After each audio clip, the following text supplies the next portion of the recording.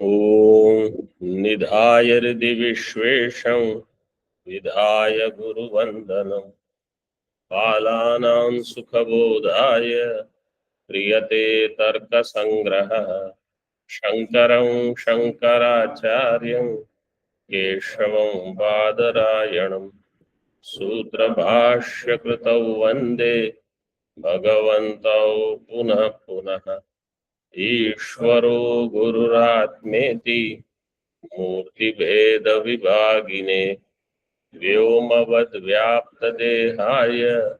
दक्षिणामूर्तये नमः। ओम शांति शांति शांति।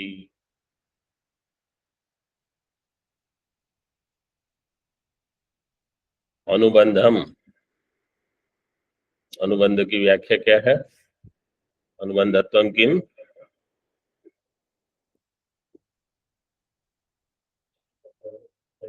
ग्रंथ अध्ययन प्रवृत्ति प्रयोजक ज्ञान विषयत्वम।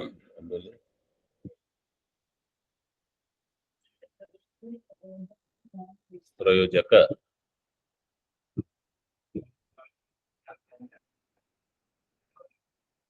ज्ञान विषय, ज्ञान का विषय है, ज्ञान विषय। प्रयोजक, प्रयोज क न स्पष्ट होना चाहिए।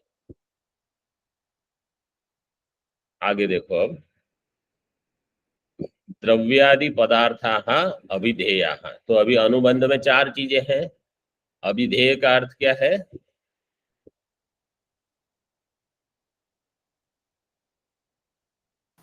विषय।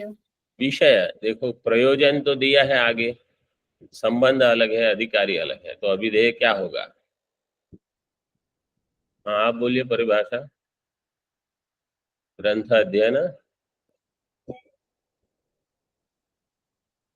प्रयोजक, मतलब अगर समझ में आ गया तो बोल सकते हो। ग्रंथ का जो अध्ययन करना है, उसकी प्रवृत्ति का जो प्रयोजक होगा वो ज्ञान, उस ज्ञान का जो विषय है वो होगा अनुभव, जिसको जानकर मेरी ग्रंथ अध्ययन में प्रवृत्ति होगी। ये सरल है, एक बार समझ में आ गया तो परिभाषा भूलोगे नहीं। अभिधेय का अर्थ है विषय, द्रव्यादि पदार्थ, मतलब तर्क संग्रह अथवा न्याय का जो विषय होगा वो क्या होगा? पदार्थ। और उसमें सब चीज को अभिधेय माना है। ये हम जिन जिन लोगों ने तर्क पहले पढ़ा है उनको पता है कि अभिधेय का अर्थ है प्रमेयत्व। तो सर्वम प्रमेयम, वहां तो आत्मा भी प्रमेय है, आत्मा वहां अप्रमेय नहीं है, क्योंकि वहां उसको भी ऐसे ही दृश्य माना है जैसे अन्य कोई चीज है, घाटापट इत्यादि। तो ये अभिधेय। पदार्थ तत्व अवधारणम प्रयोजनम। न्याय के ग्रंथ का प्रयोजन ये नहीं होता कि आत्यंतिक दुख निवृत्ति और परमानंद प्राप्ति हो जाए। प्रयोजन केवल इतना है कि आपको पदार्थ के तत्व का अवधारण हो जाए, मतलब पदार्थ वास्तव में क्या है, ठीक ठीक लक्षण समझ में आ गया। जब आप देखोगे यहाँ वहां तो आपको पता रहेगा, अच्छा ये द्रव्य है, ये गुण है, ये क्रिया है, ये जाति है, ये रंग है, ये रूप है, मतलब रूप है, ये रस है, ये गंध है, ये ठीक ठीक समझ में आएगा। और इस वस्तु का उस वस्तु के साथ क्या संबंध है, समवाय संबंध है, संयुक्त समवाय है, संयुक्त समवेत समवाय, ये सब आपको जान सकते हो। न्याय कभी ये नहीं कहता कि हम आपको आत्यंतिक दुख निवृत्ति परमानंद प्राप्ति करा देंगे। तो कोई अगर इसका अध्ययन करते समय पूछेगा कि अरे वो तो हुआ नहीं, तो वो प्रयोजन ही नहीं था, पदार्थ तत्व अवधारणा। और वो कहते हैं कि जिनको पदार्थ का ठीक ठीक ज्ञान हो जाए वही मोक्ष है। मतलब आपको द्रव्य को द्रव्य जान लेना है, गुण को गुण जान लेना, ये जान लेना है, वो उनकी समझ है। ये प्रयोजन हो गया। अब संबंध है, द्रव्यादि पदार्थ ग्रंथयो हो प्रतिपाद्य प्रतिपादक भावः संबंधः, द्रव्यादि पदार्थ और ग्रंथ, इन दो का। तो इसमें प्रतिपाद्य क्या है? द्रव्यादि पदार्थ प्रतिपाद्य है। प्रतिपाद्य का अर्थ जिसका प्रतिपादन होगा। प्रतिपादन शब्द को उपयोग में कर रहा हूं, लेकिन प्रतिपादन मतलब जिस विषय के बारे में चर्चा होगी, जिसको बताया जाएगा, तो वो होंगे द्रव्यादि पदार्थ। और ग्रंथ क्या हो जाएगा? प्रतिपादक, मतलब प्रतिपादन करने वाला। तो इन दो के बीच में संबंध हो गया प्रतिपाद्य प्रतिपादक भाव। यथा संख्य है कि नहीं है? देखो, है, क्योंकि द्रव्यादि पदार्थ क्या है? प्रतिपाद्य, और ग्रंथ क्या है? प्रतिपादक। तो यथा संख्य दिया है। संबंध का अर्थ है इस ग्रंथ के द्वारा आपको द्रव्यादि पदार्थ का ज्ञान होगा। संबंध जो है ना, ये नाम हमेशा यही रहेगा, प्रतिपाद्य प्रतिपादक भाव संबंध। आप वेदांत पढ़ोगे तो वहां भी यही संबंध बोलेंगे, प्रतिपाद्य प्रतिपादक भाव संबंध। लेकिन वहां प्रतिपाद्य क्या होगा? वेदांत के किसी भी ग्रंथ का प्रतिपाद्य क्या होगा? जीव ब्रह्म ऐक्य, आत्म ब्रह्म ऐक्य, जो भी कहो। और ग्रंथ होगा जो वेदांत का ग्रंथ होगा, उपनिषद होगा या कोई प्रकरण ग्रंथ होगा वेदांत का, वो होगा प्रतिपादक। उस ग्रंथ के अध्ययन से आपको जीव ब्रह्म ऐक्य का ज्ञान होगा। इस ग्रंथ के अध्ययन से द्रव्यादि पदार्थ का ज्ञान होगा। तो ये स्पष्ट है। इसी प्रकार योग दर्शन के किसी ग्रंथ का अध्ययन करोगे, अनुबंध चतुष्टय सभी में लगेगा। मैंने तो दृष्टांत दिया था, केवल अध्ययन में ही नहीं, बाहर भी जीवन में जहां जाओ वहां आपको अनुबंध लग जाएगा। तो जितनी व्यापक हमारी देखो, ये प्रमाण वगैरह जब हम पढ़ते हैं ना, जितनी व्यापक हमारी समझ होगी, इतनी ज्ञान राशि हमारी बढ़ेगी। जिसका ज्ञान अधिक, वो अधिक सुखी और वो अधिक सात्विक रहेगा। उसके हाथ में अधिक सत्ता दी जाएगी। जिसका ज्ञान अधिक है, उनको कहा जाएगा कि आप समर्थ हो, आप नियमन करो। तो ईश्वर का ज्ञान सबसे अधिक है, वो सर्वज्ञ है, तो ईश्वर सबका नियामक है और सत्व भी है वहां। तो समाज जो, मतलब पूरी सृष्टि इसी पर चलती है।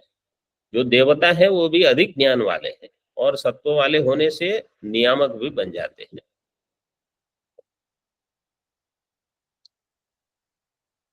बहुत सारी चीज हमको समझनी चाहिए, मैं तो केवल छोटे छोटे में बता देता हूँ।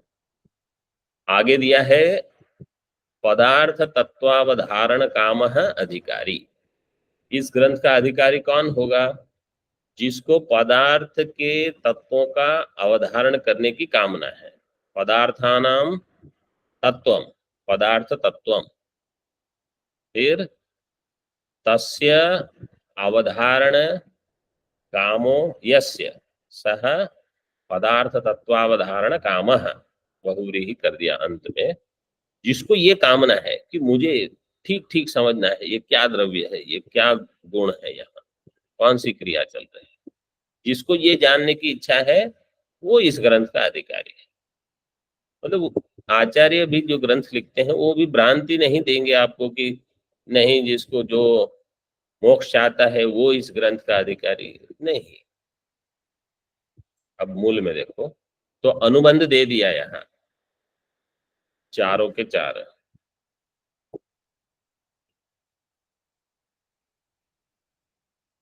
तस्मै, दीपिका टीका में द्वितीय पंक्ति, कस्मै प्रयोजनाय इत्येतद् आह। कस्मै प्रयोजनाय, किस प्रयोजन से ये अर्थ संग्रह, अर्थ संग्रह नहीं, तर्क संग्रह की रचना की जाती है। कस्मै प्रयोजनाय, तो कहा सुख बोधाय। सुखबोधाय का अर्थ किया सुखेन अनायासेन बोधः, पुस्तक है ना। सुखेन का अर्थ है अनायासेन, बोधः, बोध का अर्थ है पदार्थ ज्ञानम। तस्मै, तस्मा मतलब तस्मै, तस्मै प्रयोजनाय, इस प्रयोजन से, अनायास से पदार्थ का ज्ञान हो जाए, इस प्रयोजन से इस ग्रंथ की रचना कर रहे हैं। टीका में षष्ठी तत्पुरुष भ्रम वारणाय आह सुखेन इति, इसका अर्थ क्या है बताओ। हम्म, सुखस्य बोध, इस प्रकार से षष्ठी तत्पुरुष समास होगा, क्योंकि जैसे वो अर्थ नहीं है यहाँ, मतलब सुख का बोध नहीं कराएंगे।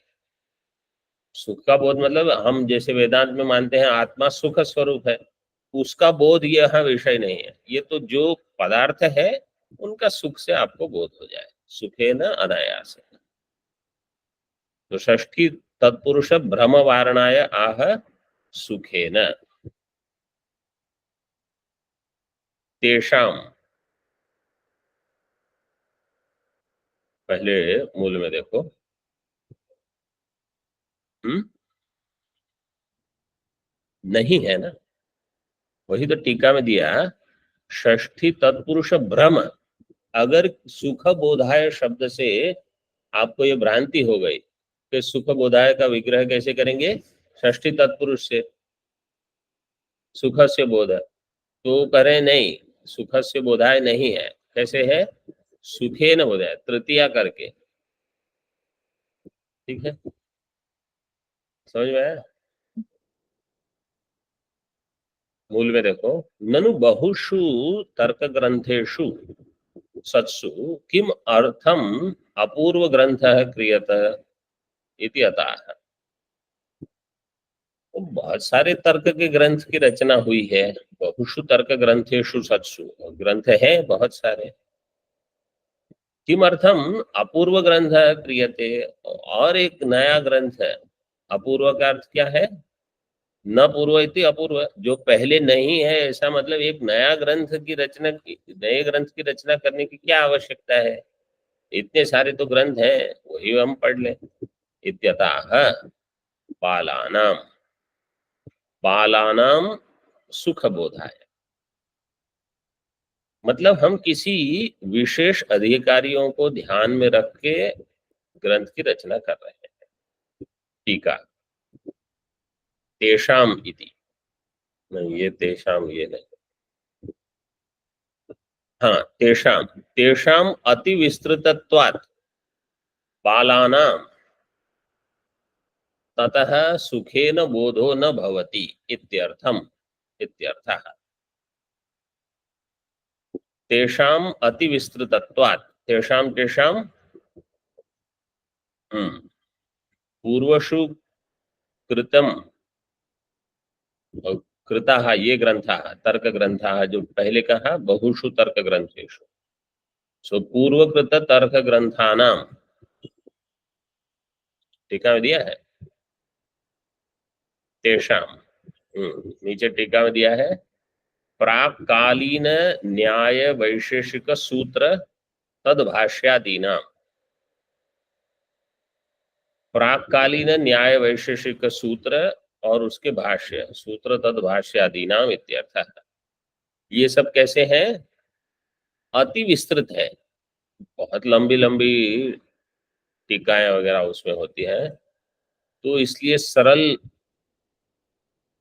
ग्रंथ की आवश्यकता है, क्योंकि जो अभी इतने प्रौढ़ नहीं है विद्यार्थी, जैसे अभी हम वेदांत परिभाषा चल रही थी, वहां ये प्रश्न आया था कि ये जो आप लिख रहे हो ग्रंथ, तो ब्रह्म सूत्र में तो सब ब्रह्म का विवेचन है ही, जीव ब्रह्म ऐक्य ये सब प्रतिपादन हुआ है, फिर और एक ग्रंथ लिखने की क्या आवश्यकता हुई। तो वहां यही कहा कि ब्रह्म सूत्र में कितनों की बुद्धि जाएगी, बहुत क्लिष्ट है, और अध्ययन करके तात्पर्य निर्णय क्या है वो पकड़ना तो बहुत ही कठिन है ब्रह्म सूत्र में वास्तव में। जिन्होंने अध्ययन किया है टीका के साथ उनको समझ में आ जाएगा। तो इसलिए कोई आरंभ के ग्रंथ चाहिए जो जिसका अध्ययन करके आपको ये ज्ञान हो जाए।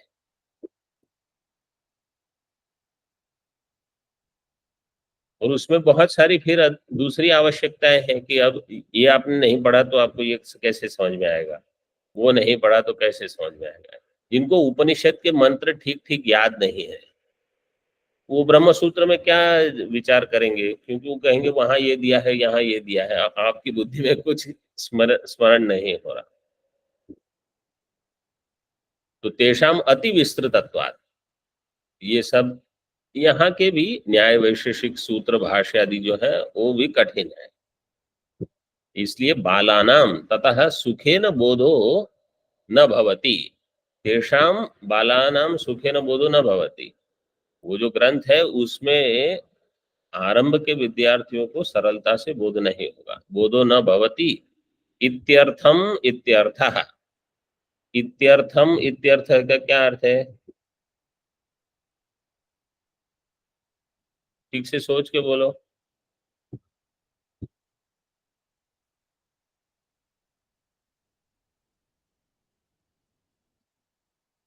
हम्म,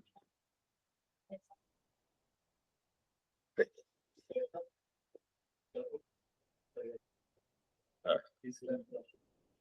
इत्यर्थम का अर्थ है इस प्रयोजन से, इस प्रयोजन से, इस प्रयोजन के कारण हम और एक ग्रंथ की रचना करते हैं। क्योंकि वो जो ग्रंथ है वो आरंभ के विद्यार्थियों को समझ में नहीं आएंगे। इस इत्यर्थम मया एषः ग्रंथ क्रियते। क्योंकि पूर्व पक्ष ने क्या कहा, ननु बहुषु तर्क ग्रंथेषु सत्सु किमर्थम, दिया है ना, किमर्थम, देखो पंक्ति में किमर्थम अपूर्व ग्रंथ है, तो सिद्धांति क्या कहेगा, इत्यर्थम, इस अर्थ से, मतलब इस प्रयोजन से। मिला शब्द किमर्थम, ऊपर दीपिका टिप्पणी, हाँ चतुर्थ पंक्ति मिल गया। उसको दोनों को जोड़ के रखो, मतलब किमर्थम और इत्यर्थम का संबंध है।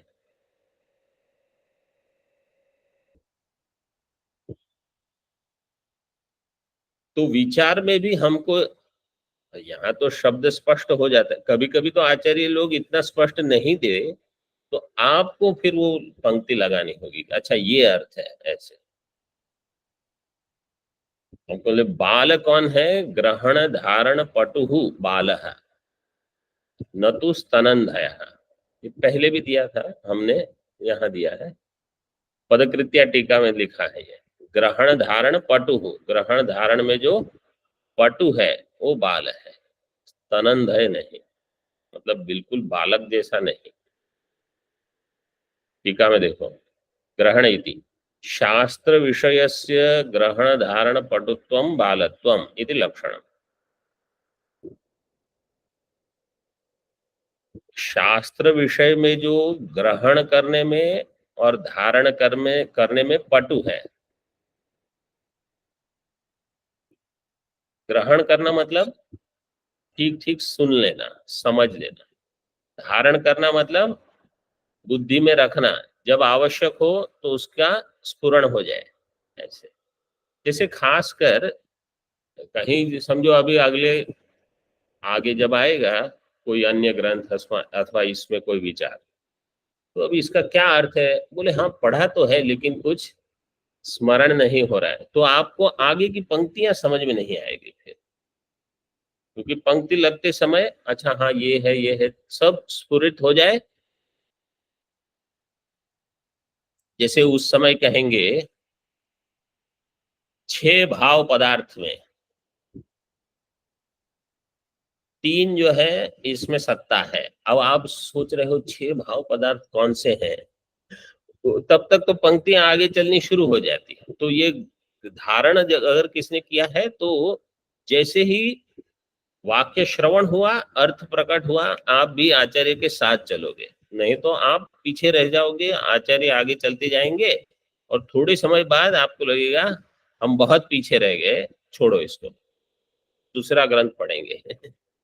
वहां वही होगा, जो भी ग्रंथ पढ़ो, चाहे वेदांत का हो चाहे अन्य किसी भी शास्त्र का हो, ये धारण शक्ति चाहिए। और बाल शब्द वहां इसलिए कहते हैं कि जब आयु कम होती है तो ये हो सकता है, जब आयु बढ़ती रहेगी फिर स्मरण नहीं होगा। तो बालत्वम इति लक्षणम।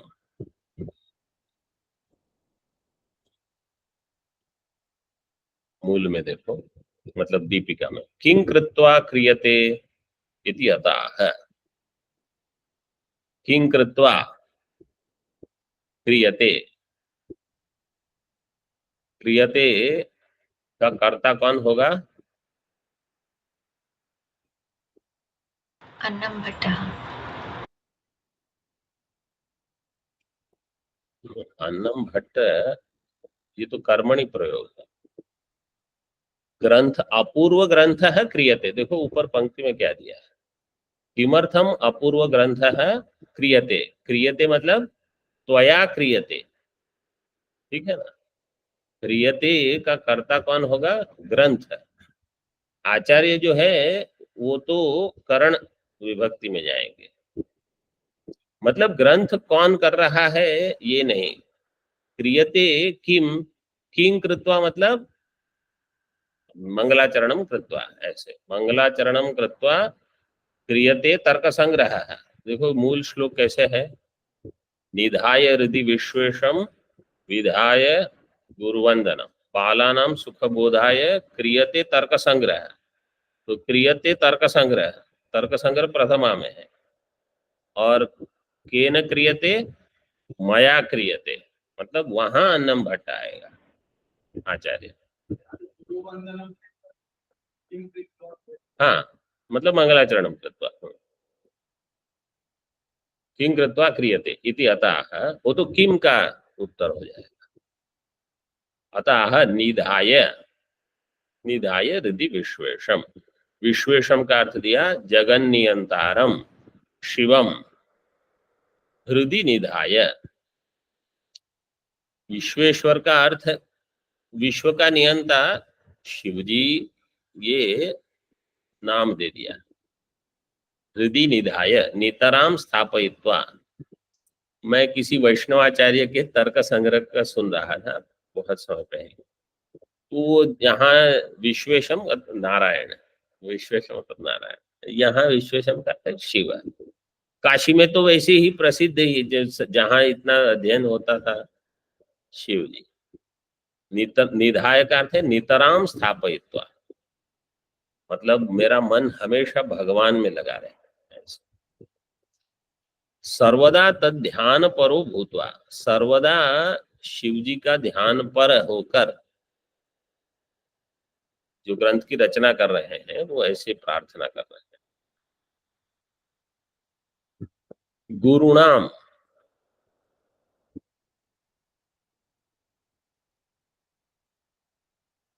गुरुणाम शब्द, गुरुनाम शब्द वहां नहीं है, यहाँ गुरु वंदनम, हाँ गुरु वंदनम जो है वो गुरुणाम वंदनम गुरु वंदनम। गुरु शब्द से यहाँ अर्थ क्या दिया है? विद्या गुरुणाम। विद्या गुरु ऐसे क्यों दिया है पता है? हाँ? विद्या गुरु, लेकिन सभी बहुवचन है, सभी विद्या गुरुओं को।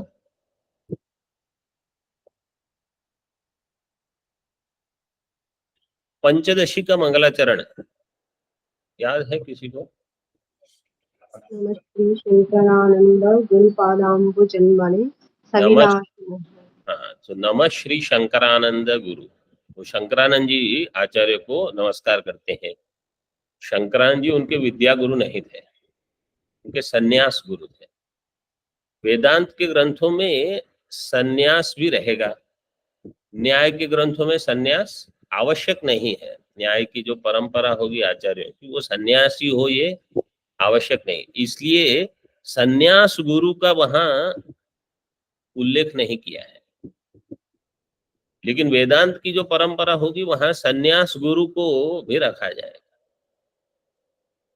जैसे शंकरानंद जी उनके सन्यास गुरु थे, विद्यारण्य स्वामी जी के 3 आचार्य थे, उनमें से सन्यास गुरु को पंचदशी में वो नमस्कार करते हैं। और मधुसूदन सरस्वती जी अद्वैत सिद्धि में सन्यास गुरु को भी और विद्या गुरु को भी नमस्कार करते हैं। वो श्लोक है, श्रीराम विश्वेश्वर माधवानाम ऐक्येन साक्षात् कृत माधवानाम स्पर्शेन निर्धूत तमो रजोभ्यः पादोत्थितेभ्योस्तु नमो रजोभ्यः। ऐसे श्लोक है। तो श्री राम विश्वेश्वर माधव 3 आचार्यों को नमस्कार करते हैं, परम गुरु, विद्या गुरु, सन्यास गुरु।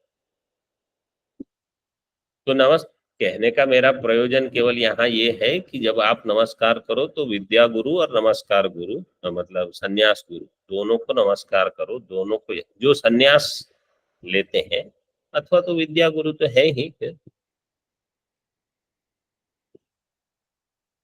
विद्या गुरुणाम, क्योंकि यहाँ जो केवल विद्या गुरु को दिया है तो किसको ये न लगे कि अच्छा परंपरा केवल इतनी है, इसलिए सन्यास गुरु को भी बहुत महत्व दिया जाता है। वंदनम नमस्कारम विधाय कृत्वा इत्यर्थः। यहाँ मंगलाचरण का प्रतिपादन पूरा हो गया। अब आगे देखो, मूल में ही नीचे दिया है, द्रव्य गुण कर्म सामान्य विशेष समवाया भावाः गुण सामान्य विशेष समवाय भावाः सप्त पदार्थाः। ये सप्त पदार्थ है, द्रव्य गुण कर्म सामान्य विशेष समवाय अभाव। इसकी टीका अगले पृष्ठ पर है, सब दिया है। मूल किरणावली में देखो, मतलब अगले पृष्ठ पर की जहां लिखा है वो हमारी पुस्तक में तो ऐसा है। हाँ, द्रव्यंच गुणश्च कर्मच सामान्यंच विशेषश्च समवायश्च अभावश्च इति विग्रहः। द्रव्यं च गुणश्च कर्म च, जो नपुंसक लिंग में है वो आपको समझ में आ जाएगा यहीं से। द्रव्यंच, द्रव्य नपुंसक है, कर्म नपुंसक है, सामान्यम गुण और विशेष पुल्लिंग में है, गुणश्च विशेषश्च समवायश्च अभावश्च 7 हो गए। द्रव्यंच गुणश्च कर्म च सामान्यंच विशेषश्च समवायश्च अभावश्च इति विग्रहः। ये विग्रह कर दिया। अब मूल में देखो, शब्द पदार्थ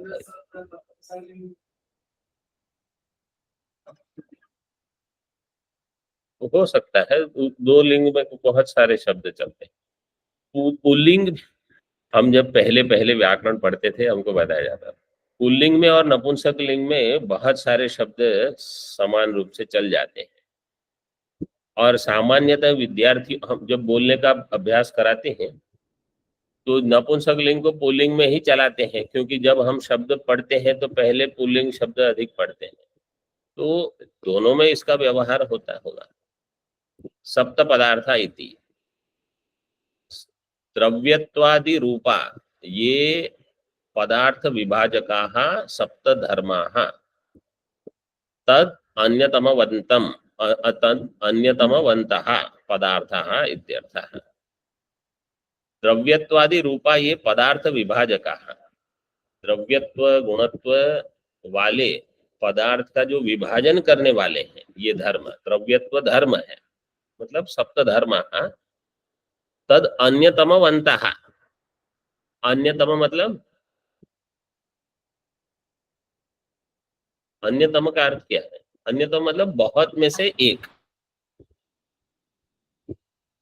इनमें से एक, इनमें से मतलब द्रव्यत्व गुणत्व कर्मत्व सामान्यत्व जो धर्म है, धर्म शब्द इसलिए दिया क्योंकि सामान्य में जाति नहीं रहेगी, विशेष में जाति नहीं रहेगी, इसलिए धर्म शब्द दिया। सप्त धर्म पकड़ा, पकड़ में है ना आप लोगों को, सप्त धर्म है इसलिए दिया है। तद अन्यतमवन्तः, अन्यतमवान मतलब जो कोई भी चीज या तो वो द्रव्यत्व धर्म वाली हो या गुणत्व धर्म वाली हो या कर्मत्व धर्म वाली हो, सामान्यत्व विशेषत्व समवायत्व अभावत्व धर्म वाली हो, उस चीज को कहा जाएगा पदार्थ। तो 7 में से एक चीज वहां हो सकती है, ठीक है। ओम पूर्णमदः पूर्णमिदं पूर्णात् पूर्णमुदच्यते पूर्णस्य पूर्णमादाय पूर्णमेवावशिष्यते। ओम शांति शांति शांति। शंकरं शंकराचार्यं केशवं बादरायणं सूत्रभाष्यकृतौ वन्दे भगवन्तौ पुनः पुनः। ईश्वरो गुरुरात्मेति मूर्तिभेदविभागिने व्योमवद्व्याप्तदेहाय दक्षिणामूर्तये नमः। ओम शांति शांति शांति।